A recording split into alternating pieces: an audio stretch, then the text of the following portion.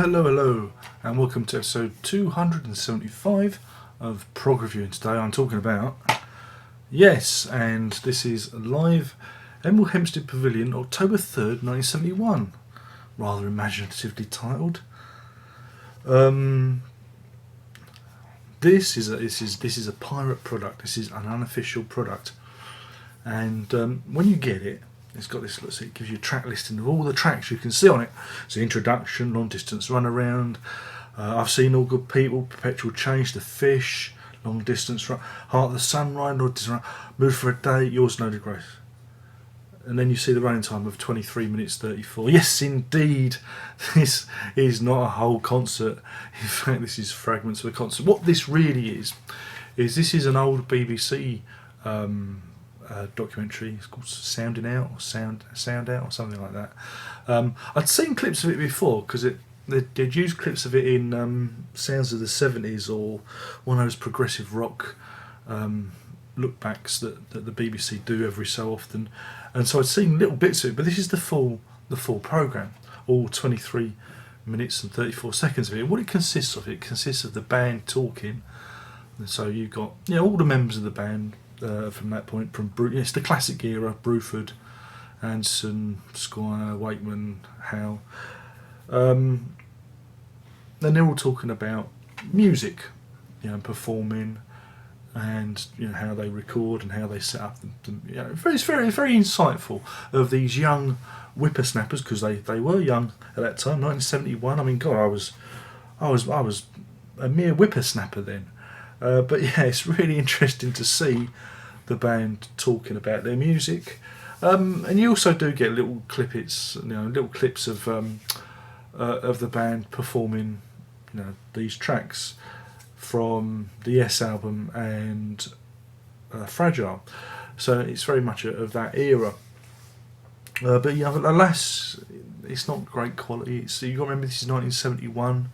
There's no surround sound here. But it was interesting to see. You get a lot of insight into the band. But it is what it is. It's not. It's not a concert.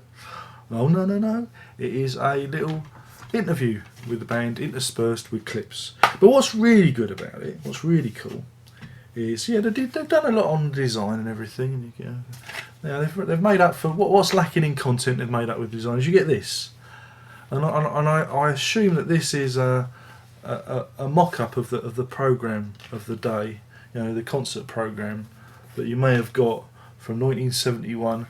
And this is interesting because again you get to read about the band, them talking about the music and that, and it's it's an interesting little leaflet which gives added value to the pirate nature of the product. Me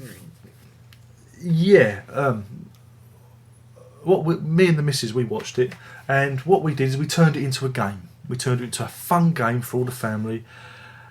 How stoned are yes? Oh, so what we're going to do is we're going to rank in order, reverse order. So we're going to start with the most sober and end up with the most stoned members of Yes. Right, are you ready for this? Right, in at number 5, it's a joint place between Steve Howe and Rick Wakeman, because they're both playing their instruments, see, and they're very, very adept, very precise. Especially Steve Howe, he's showing off his chops. Rick Wakeman again, good fun. He's playing, telling the story of how he should have come in at a certain point during Heart of the Sunrise and missed his cue and realised that it was his turn because nobody else was playing. So they're in at number 5, joint 5. At number 3 it's Bill Bruford. But Bill Bruford, he would have got joint 5th place, but during one part of it, he's playing the drums, smoking a fag. He's got a fag hanging out of his, an oily rag hanging out of his boat race, like fucking Andy Cappy was, like that, playing a drum. So he gets number 3. Not a Strictly Stone, but he is using, a narcotic of some description. Now, there was a real tussle for 2nd and 1st place. Me and the missus, we discussed this in great depth, and his first interview, during the award nearly went, the top prize nearly went to Chris Squire, but he got beaten into 2nd. Chris Squire was there, he's slurring his words as usual, very, very jolly, very everything was on like slow down. Working with yes is great. You know how he talks. I actually once, this was a few years back, I think it was 2006, it was on a radio station on S2 LBC. Henry Kelly used to do, Henry Kelly, going for gold. No, okay, maybe not. Nobody knows who Henry Kelly is if I mention him. Going for a laugh, no. An Irish broadcaster, great chap, interviewed Chris Squire and one of his chums. And across the radio, it sounded like that Mr. Squire may have actually come from the pub. He sounded a bit squiffy. He did indeed, and Henry Kelly had a right old time of it. But I digress. Chris Squire is beaten into 2nd place by none other than John Anderson. John Anderson, again, he starts off his interview well. He's like, he's Mr. Accrington Stan. He's doing his thing. But in the second part of the interview, he's like this. He starts off here and he starts to you think he's going to fall, or you think that a crook is going to come on and grab him by the neck and straighten him up. He is really gone. He is really toasted. So the award for the most stoned member of Yes during this documentary goes to John Anderson. And that's how we turned 23 minutes 34 into an entertaining game for the family. I recommend you try it yourself. You see, I'm just talking about nothing now. I've got nothing else to go on. Would you buy? I mean, I recommend it. I think it's. I mean, if you haven't seen this period, yes, it's probably on the YouTube somewhere. Like everything else is. It's a really good interview. And being a collector, I'm really pleased I got it in the collection, thanks to Russell Hammond, who generously donated it via the now legendary YouTube Amazon wishlist. I mean,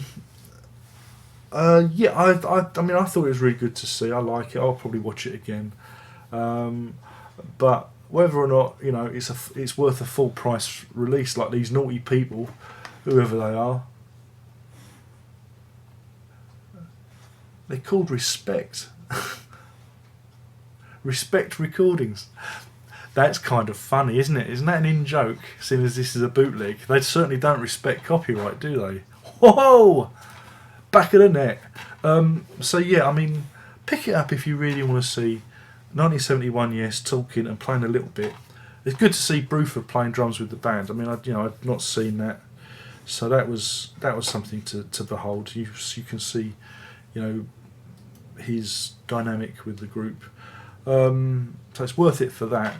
But if you can, try and maybe get it second hand or watch it on YouTube or something. I don't know. I mean, paying a tenner for it, you're lining these bootleggers' pockets, which is a bit something. But being another way that they've preserved, maybe the BBC should release this on DVD and give it a proper release. What can you do? So I'm going to go straight down the line. I'm going to give it 2.5. Oily rags, because Bruford's oily rag, out of 5. That's 2.5 oily rags out of 5.